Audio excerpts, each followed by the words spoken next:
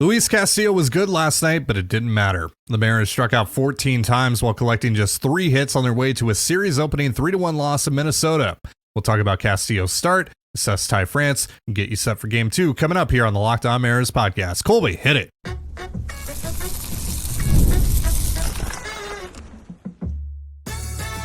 You are Locked On Mariners, your daily Seattle Mariners podcast. Part of the Locked On Podcast Network, your team every day. Ahoy, sailors. It is Tuesday, May 7th, 2024. This is Ty Gonzalez and Colby Patnode for the Locked On Mariners podcast, brought to you by PrizePicks.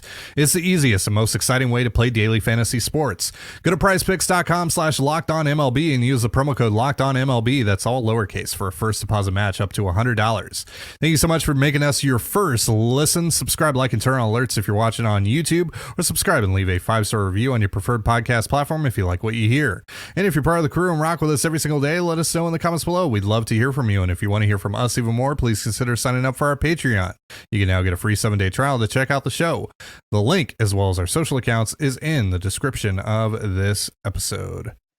Well, last night sucked, but Luis Castillo didn't. So, Colby, what did you think about Castillo last night? He was the only guy in the entire team who looked like he gave a damn. And he pitched his butt off, for 6 innings until the sheer weight of having to carry the entire franchise on his shoulders for a night became too extreme, and he couldn't get through the 7th before it kind of fell apart. But overall, Castillo was pretty good. The walks, not great. 3 walks and 6 2/3. That's not something to be super excited about, and it is something to point out as, a minus on his grade sheet.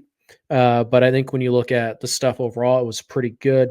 Velo was really solid. It was 95 to 98 all night.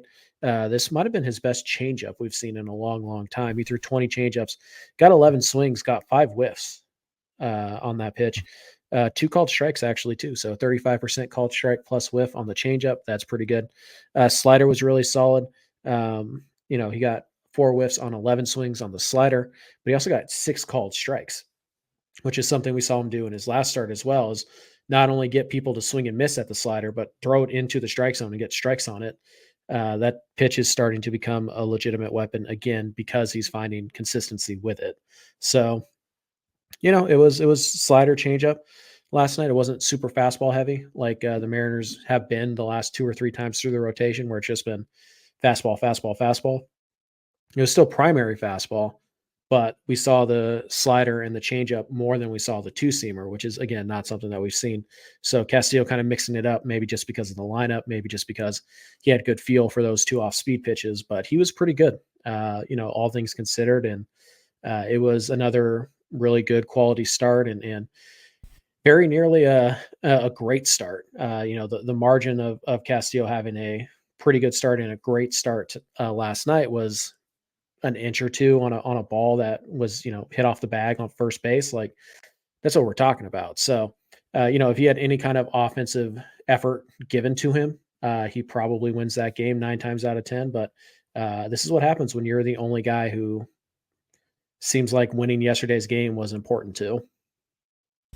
He ends up going 6 2/3 innings, 3 earned runs on 3 hits, 3 walks, 7 strikeouts. He was able to limit the damage in the 5th inning to just 1 run.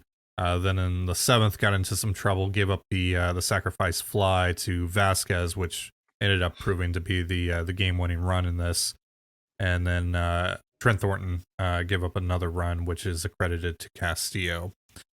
But overall, pretty good night for Castillo, and really this one falls on the offense. And look, the Twins are a very annoying opponent for the Mariners because they can very easily, and have in the past, out-Marinered the Mariners. This is a really difficult matchup for the Mariners, and we saw why last night. And the Mariners have to put a better foot forward, offensively speaking, starting tonight. Sure. I mean, if you're looking for a silver lining, I would say that it's impossible for the Mariners offense to be worse than it was last night, but this franchise continues to find ways to surprise me in that arena. So, the stat yesterday that kind of made the rounds on Twitter was the Mariners are 5th in WRC plus, or they were 5th in WRC plus since April 15th, which is the start of their series win streak, that first game against the Reds. But that number is pretty hard to believe when you watch performances like last night. This offense still has some pretty glaring issues. And one of them to me, and showed up last night, Ty France. So we're going to talk about France coming up here in just a moment. But first, a reminder, this episode of the Locked On Mariners podcast is brought to you by PrizePicks and Monopoly Go. Baseball season is in full swing, so don't miss your chance to add your favorite players from the diamond in your PrizePicks entries. Whether it's strikeouts, RBI, or first inning runs, take your pick of more or less and add them to your PrizePicks entry today. You can also get in on the basketball playoff action and win up to 100 times your money on PrizePicks as you and the world's best players take the game to a whole new level during the postseason. Speaking of hoops, I'm taking Darius Garland more than 15.5 points against the Celtics tonight. Download PrizePicks today and use the promo code LOCKEDONMLB for a first deposit match up to $100. That's promo code LOCKEDONMLB, LOCKEDONMLB, for a first deposit match up to $100. Pick more, pick less. It's that easy. I'm a very competitive person, and my competitive side is a big fan of Monopoly Go. I'm sure you've heard of it. It's been downloaded over 150 million times, but if not, it's a great twist on Monopoly where you play on not one, but hundreds of Monopoly boards in crazy locations, building up amazing cities that bring you big money. But the best part is messing with my friends. I can charge them rent on my iconic properties just like classic Monopoly, but now I can also rob their vaults of riches for myself, and the leaderboards show me who the biggest Monopoly tycoon is. But it's not just my competitive side that loves it. You can team up with friends and people all around the world in time tournaments to earn huge rewards. So get in the game and join your friends. Download Monopoly Go now free on the App Store or Google Play. And you're listening to the Locked On Mariners podcast. Thank you again for making us your first listen. You can catch Game 2 between the Mariners and the Twins tonight on the Mariners hometown broadcast with SiriusXM via the SXM app. All you have to do is search Mariners. And in order for the Mariners to win that game, they're going to have to put together a better, much better offensive effort than the one they put together last night. And Ty France wasn't the only culprit, but he was one of the culprits of the Mariners' struggles last night. And he continues to be pretty middling at the plate, I would say. Not bad, not a disaster, but not good. Not what you need him to be, especially out of that first base position. And over the last couple weeks, he's striking out roughly 27% of the time, which is not part of his game at all, or shouldn't be part of his game at all. And, you know, when we talked about France last time, I was talking about how, like, I thought, you know, a big contribution to his struggles early on here, or why the numbers haven't really shown up so far, is due to a launch angle issue, because he has been hitting the ball hard. But even over the last couple of weeks, the hard hit rate has significantly declined. So he doesn't really even have that working for him right now. Obviously, he had a strikeout with the bases loaded last night in a big spot. What do you make of France right now? And are you getting closer? Because I know you're not there yet. I know for sure you're not there yet, but are you getting closer to wanting to make a move there? Yeah, you look at these numbers, and like, if you're looking for a positive, he is hitting the ball harder. Cool. I mean, awesome, I guess. He's chasing a lot less than he was last year, so that's good. Unfortunately, he's swinging and missing a lot more in the zone. So that means he is getting pitches to hit, and he's not hitting them. He's swinging and missing them. He's not even fouling them off. He's not putting the ball in play on strikes. That's a massive issue. Ty France gives you nothing defensively. He is one of the worst defensive first basemen in baseball this year. And that's been trending down for the last 3 or 4 years on top of that too. Obviously, he's one of the slowest guys in baseball. We all know this. So if he's not going to hit, he is a worthless player. And if you're not going to hit with consistency, then you're even more worthless, because if you're going to go through these prolonged cold stretches, that means for about half the season, you are actively hurting your team, right? You have to either hit consistently, or your highs have to be so good that you're willing to live with the lows and like no defense and no base running. And Ty France has never been that guy. He's been the consistent guy, right? Just kind of, you know, bouncing between 250 and 300 every month for a batting average, and just kind of putting up the 120 RC plus monthly. He's not this guy. And my fear that, you know, I started to see last year, and I'm so far continuing to see this year, is another guy who's decided to change his career trajectory by trying to sell out for power and hit more home runs and go get paid as he approaches free agency, because as a guy who can hit 25 home runs, you get paid more. It's ruining who Ty France is, like who Ty France at his best is, which is, not a typical first base profile, but somebody who the Mariners should have no problem playing every day at first base, because they're getting excess value offensively from their catcher and their center fielder. So France's bat should work in the Mariners lineup, but this current version of France, the guy whose whiff percentage is 53rd percentile, his K percentage is 40th percentile, his walk rate is 37th percentile, that is not good enough. Like, Ty France is a problem. So while, yeah, sure, he's hitting the ball harder, cool, he's also not hitting the ball as much. That is a problem. So this idea that he's not chasing, that's good. But if you're getting strikes and you're mostly only swinging at strikes and you're not getting the results off of that, you have a problem. That is a big problem. You can't swing through strikes. And last night we saw France swing through half a dozen to 10 strikes that were down the middle of the plate. Like, he was bad. He was awful last night. Worst player on the field, which is saying something when you look at the effort that the Mariners put out there as a group. France was the worst one. So he just looks awful right now. And again, my concern is that France has decided last year, and he continued to do it again this winter, this idea that, like, I'm going to be the guy who hits 25 home runs. Like, I'm going to hit 230, 240 with 25 home runs because that's how you get paid. And that's his own decision to make. And, that's not a Mariners problem. The Mariners didn't ask him to do that. Ty France made this decision to be a power bat, and that's just not who he is. He doesn't have tremendous bat speed. He doesn't have a great knack for putting backspin on the ball. He's got a long swing with a lot of moving pieces in it.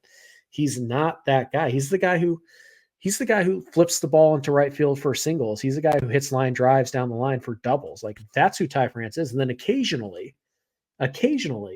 he'll get a hanging breaking ball, or he'll get a fastball that's, in the middle of the plate, and he'll drill it. And he shows that. The idea with France essentially is poor man's Luis Arise, right? That's essentially what he has to be in order to give you value, because he doesn't have the power output. Right. He has more power output than Luis Arise, but he doesn't have traditional but he doesn't have traditional first base power output, right? Right. So essentially that's, you're looking for high averages, high on base totals, and he's not really giving you that right now. And when he's striking out, right now he's well above his career average in strikeout rate. He's hanging around 23% at the time right now. I think it's 22.6%. And then again, like the last couple of weeks, I think he's at 26.8% K rate. That is unacceptable from Ty France. That cannot be part of his profile. Think of how bad Ty France was last year, and understand that he still had a 17.6% strikeout rate. Like, Ty France puts the ball in play. Yeah. This year he went to Driveline. They made some changes. They're trying to get to some more pull side power, like he tried to do on his own last year. It didn't work last year. Guess what? It's not working this year. And now there's an unintended consequence of him swinging through good pitches to hit. Now, if you're looking for kind of a ray of optimism here, aside from the fact that he's hitting the ball hard, although not recently, JP really didn't explode. It took him about 2 months before he really started to, pop off. And it was June, July where JP really took off and became like this dude that we now trust to be like an above average hitter. So I guess it's possible the same could be happening for France, and he's just kind of going through the final adjustments and bringing his new swing into games, and he's about ready to pop off, but it sure doesn't look like that. And the Mariners really can't afford to wait around, because unlike JP, Ty France brings nothing else to the table. Nothing. He has to. If Ty France isn't hitting 270 with like a 340 on base percentage, he's a worthless player. Like, he's a bad, objectively bad, not major league quality player, because he brings nothing else to the table. JP at least brings solid shortstop defense and good base running to the table. Yeah. France doesn't bring any of that. So he has to hit, and it's got to start soon. Like, we're running. Well, I'm hitting the ball right at it. Cool. Doesn't matter. We're 6 weeks in now. You have to start finding hits, and you have to start, showing us that you're an actually different player than you were last year. Because just a reminder, last year's Ty France, not acceptable He cannot be a repeat of what he was last year. That was not acceptable. If Ty France was what he was in 2022, the Mariners make the playoffs last year. That's a fact.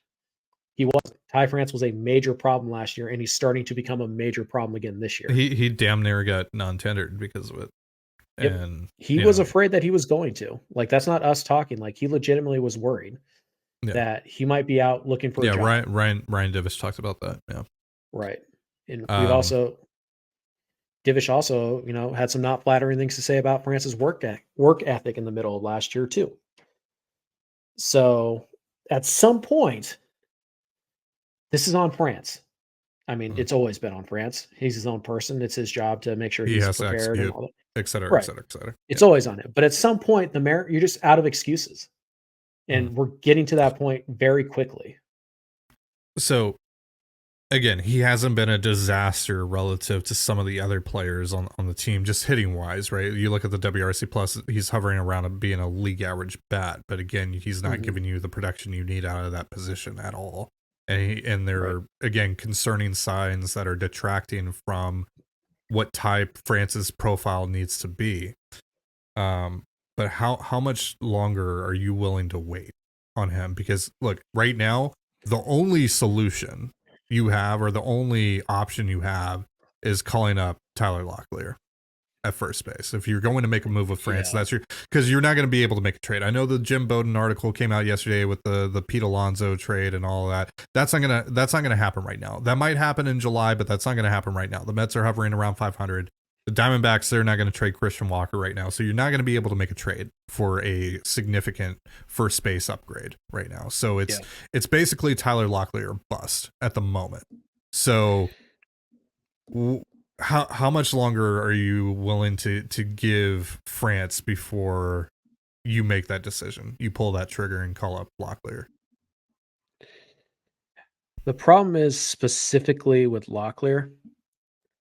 Is that I don't like if he's the only answer. I don't know if he's the right answer. Like, I don't know that he's any better than Ty France right now. And so you add the guy to the 40-man, you have to make another 40-man move. You have to DFA somebody. And now you start his options clock and all that stuff. So like, if you put him on the 40-man, you better be sure that he's going to hit to some degree, because like France, there's nothing else he brings to the table. He's not a stellar defensive player. He plays first base. He's fine there, but whatever, right? You're not bringing up a guy for first base defense. That's not a thing. He's not a great base runner. He's not as slow as France, but it's not like, he's stealing 20 bags. So you better be sure he can hit major league pitching if you're going to call him up and use a 40-man spot on him right now when you don't have to. And I'm not sure that that's where I'm at, 1 month into Double-A.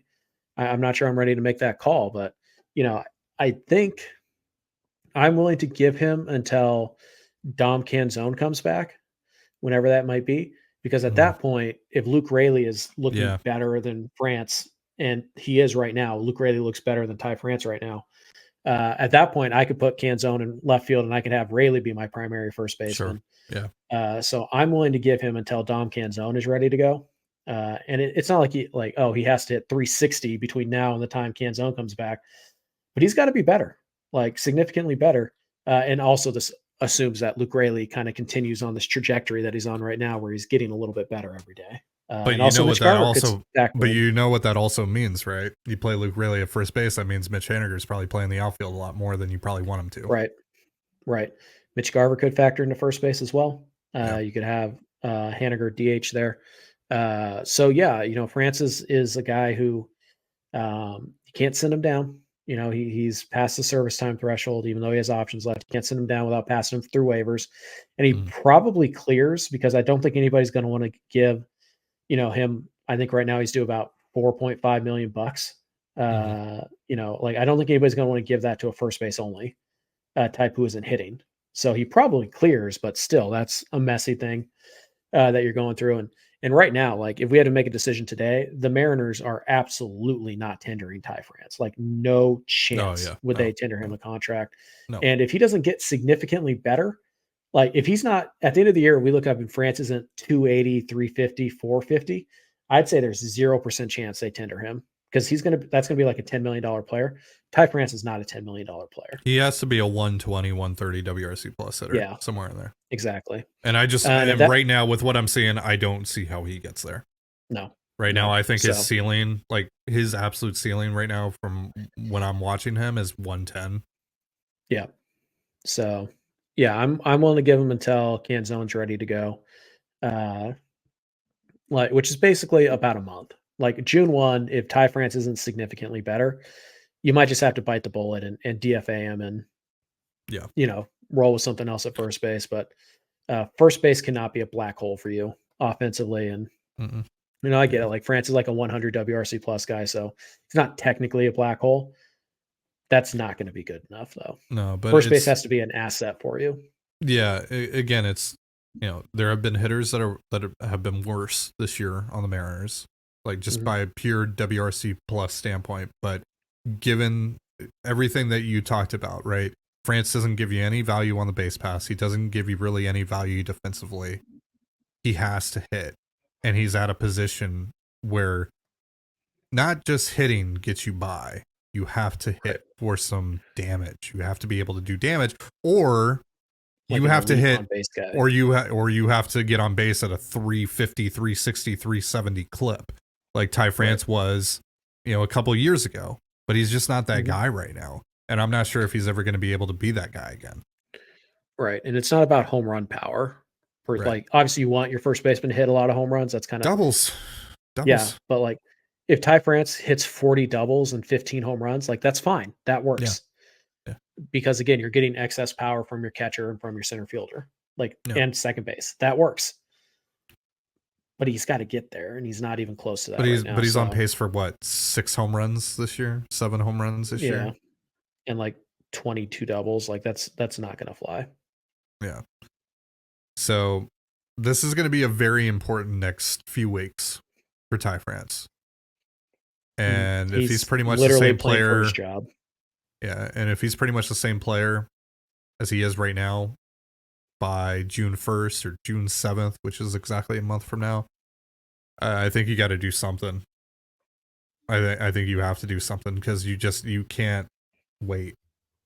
And again, I don't want to just I don't want this to get misconstrued here and that we're just like trying to solely place all the blame on Ty France. We're not, but he is part of the problem. And if you have an opportunity to address the problem, which they might be able to with Tyler Locklear, I mean, he is hitting well and down in Double-A. We don't know how that's going to translate to the major leagues. Like, have to say that. But there's actually a potential path here to upgrading at first base. Heck, you might be able to go do it with Mike Ford right now. Because Ford's going to strike out a ton more, but he's not going to be that much worse defensively, believe it or not. And he's going to hit home runs. So we'll see what the Mariners want to do. But the reason why we're focusing on Ty France right now is because he is by far the most expendable of the struggling Mariners. And there's actually like an alternative that we can talk about too. Like a legitimate alternative. So. All right, so we're going to get you set for game 2 of this series, Emerson Hancock versus Bailey Ober, in just a moment. But first, a reminder, this episode of the Locked On Mariners podcast is brought to you by DoorDash. Want to make mom smile? Start Mother's Day with flowers or surprise her with gifts from the brand she loves, delivered the very same day with DoorDash. Does mom have a sweet tooth? Is she a tech enthusiast, a beauty connoisseur, or is she outdoorsy? No matter what she's into, you can make her smile with a fruit or flower bouquet, makeup, tech gear, workout wear, and a whole lot more. Shop with savings that would make her proud. With a Dash Pass membership, you'll save with a $0 delivery fee and reduce service fees on eligible orders from Dash Pass merchants that meet the minimum subtotal. Other fees, including service fee and terms, apply. Get all your Mother's Day gifts all in one place and get 50% off your next order, up to $15 when you spend $15 or more on your next flower, convenience, grocery, or retail order now with promo code LOCKEDONMLB. That's LOCKEDONMLB. Order using DoorDash today. Terms apply. And you're listening to the Locked On Mariners podcast. Thank you again for making us your first listen. Once again, you can catch game 2 between the Mariners and the Twins tonight on the Mariners hometown broadcast of SiriusXM via the SXM app. All you have to do is search Mariners, and that's what we're going to be talking about now. Game 2 between these two ball clubs, which again mirror each other very well. The Twins are probably the best equipped to out Mariner the Mariners, essentially. So tonight, Emerson Hancock on the bump for the M's, and what could be his last start before he goes down to Tacoma. So expectations for Hancock, and then just overall thoughts on what he was able to accomplish in his time here in place of Bryan Woo. Basically, my expectations for Hancock every time he goes out there is that he gets shelled, because the stuff it's really not good stuff at all. So, and by the way, that hasn't changed even though he's pitching well recently. It's still very mediocre stuff. And we saw that, like when he doesn't have 60 grade command, he's going to get hit hard. And then it's just kind of a matter of luck and all that stuff. So my expectations for Hancock are always very low because I think he has subpar major league stuff, and stuff is vitally important to get through a lineup multiple times.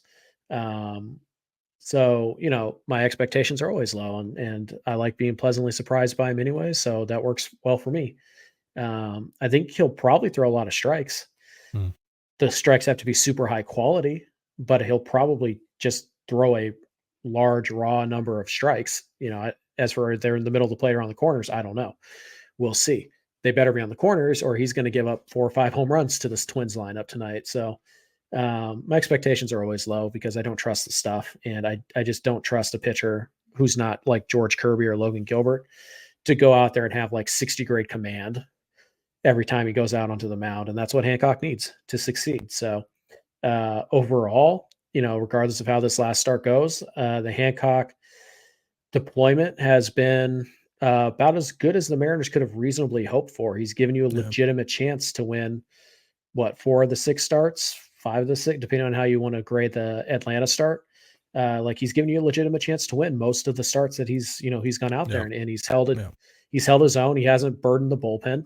Right. He's not going 4 innings and asking the bullpen to cover 5 innings every single time out. He's going 6 innings, 5 and a third, 6 innings. Like he's getting the number of outs he needs to get. He's giving his team a chance to win.